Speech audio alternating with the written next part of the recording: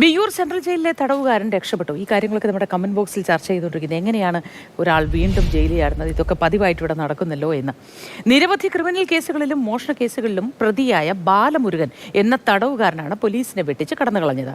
തൃശൂർ നഗരത്തിൽ പോലീസ് വ്യാപക പരിശോധന നടത്തുന്നുണ്ട്. MS ലിഷോയ് വിശദവിവരങ്ങളുമായി ചേരുന്നു. Lishoy, good morning. ഗോവിന്ദചാമി രക്ഷപ്പെട്ട സമയത്തെ കോളിളക്കം നമുക്കറിയാവുന്നതാണ്, പരക്കം പാച്ചിൽ അറിയാവുന്നതാണ്.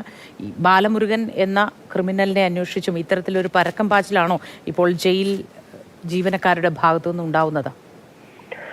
മോത്തി, ഇതിൽ പ്രധാനപ്പെട്ട ഒരു കാര്യമെന്ന് പറയുന്നത് ജയിലിനകത്തു നിന്നല്ല ഇയാൾ രക്ഷപ്പെട്ടിരിക്കുന്നത്. ഇയാളെ തമിഴ്നാട് പോലീസ് കസ്റ്റഡിയിൽ എടുത്തിരിക്കുകയായിരുന്നു. അതായത് തമിഴ്നാട്ടിലെ ഒരു കേസുമായി ബന്ധപ്പെട്ട്, അവിടുത്തെ ഒരു മോഷണ കേസുമായി ബന്ധപ്പെട്ട് ഇയാളെ വിയ്യൂർ സെൻട്രൽ ജയിലിൽ നിന്നും ഈ തമിഴ്നാട് പോലീസ് ഇയാളെ കസ്റ്റഡിയിൽ വാങ്ങി അവിടെ കോടതിയിൽ ഹാജരാക്കുന്നതിന് വേണ്ടി കൊണ്ടുപോയതാണ്. ആ ഒരു സമയത്താണ് അവിടെ പോയി തിരികെ ഇങ്ങോട്ടേക്ക് എത്തുന്ന സമയത്ത് വിയ്യൂരിൽ വെച്ച് ഇയാൾ സഞ്ചരിച്ചിരുന്ന കാർ ഉൾപ്പെടെയുള്ളവ നിർത്തുകയും ഭക്ഷണം കഴിക്കാനും വെള്ളം വാങ്ങാനുമായി വാഹനം നിർത്തുകയും ചെയ്തു. ഈ സമയത്ത് ഇയാൾ ഈ കാറിൽ നിന്ന് വാഹനത്തിൽ നിന്ന് ഇറങ്ങി ഓടുകയാണ് ഉണ്ടായത്.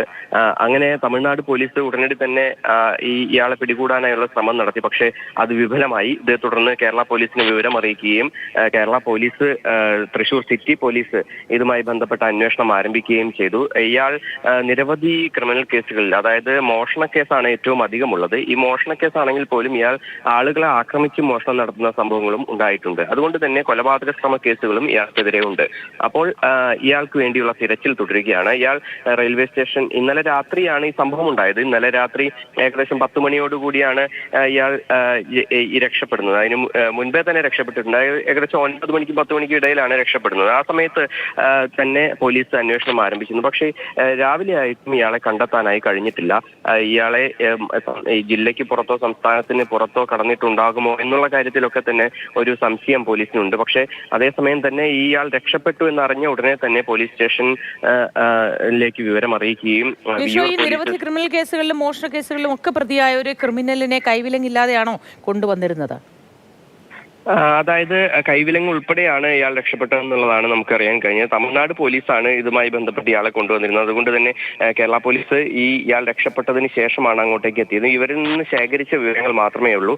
അപ്പോൾ കൈവിലങ്ങ് ഉണ്ടായിരുന്നു എന്നുള്ളതാണ് ഈ പോലീസ് ഉദ്യോഗസ്ഥർ പറയുന്നത്. പക്ഷേ ഭക്ഷണം കഴിക്കുന്നതിനും മറ്റുമായി ഇത് അഴിച്ചിരുന്നു. ആ ഒരു സമയത്താണ് ഇയാൾ രക്ഷപ്പെട്ടത് എന്നുള്ളതാണ് ഈ പോലീസിന് ഇപ്പോൾ ലഭ്യമായിരിക്കുന്ന വിവരം. ഇതിന്റെ അടിസ്ഥാനത്തിൽ ഇയാൾ രക്ഷപ്പെട്ടു. അതിനുശേഷം ഇയാൾക്ക് വേണ്ടിയുള്ള തിരച്ചിൽ നടത്തി. പക്ഷേ ഈ തൃശൂർ ജില്ല വിട്ട് പോയിട്ടുണ്ടാകില്ല എന്നുള്ളൊരു കണക്കുകൂട്ടലാണ്. കാരണം രക്ഷപ്പെട്ട ഉടനെ തന്നെ വ്യാപകമായി പോലീസ് തിരച്ചിൽ ആരംഭിക്കുകയും ചെയ്തിട്ടുണ്ടായിരുന്നു.